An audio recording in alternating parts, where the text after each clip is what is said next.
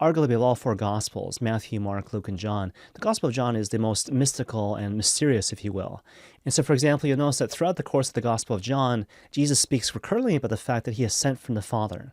And so, for example, in today's Gospel, from the Gospel of John, chapter 8, what he says is that, I did not come on my own, but rather he, meaning my Father, has in fact sent me.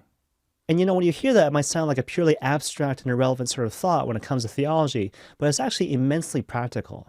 Because the whole idea is that when I look back on my own life, I shouldn't absolve myself on my own egotism and pride based on the fact that I simply have good intentions. And I need to realize on top of that, that the only way a particular action becomes truly efficacious is if it's done in accordance with God's will, in accordance with God's providential designs.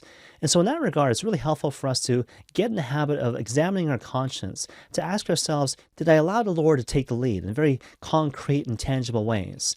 And so, for example, how did I respond when my plans were interrupted, including and especially my good, noble, and holy plans? Because you see, the whole idea here is that you don't want to reduce the spiritual life to simply maintaining a schedule. Anyone can maintain a schedule. The harder thing, the more challenging thing, is to defer to God's will, especially when He interrupts my life to bring about confusion, challenge, difficulty, and pain. But you see, here's the thing. It is precisely in these moments where God brings about perhaps the complete ruin of my plans that were conceived with good intention, that we find the work of the suffering Messiah.